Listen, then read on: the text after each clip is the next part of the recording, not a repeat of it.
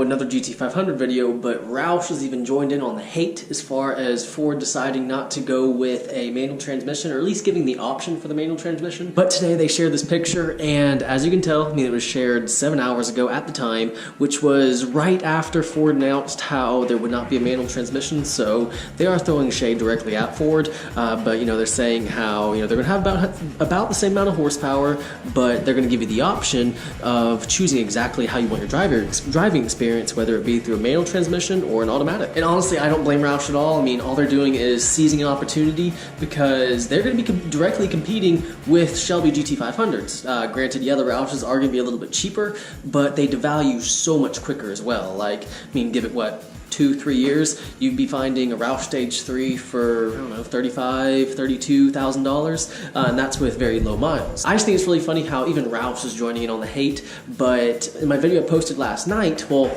I mean, a few hours ago on the recording time, but I'm going to upload this video tomorrow morning.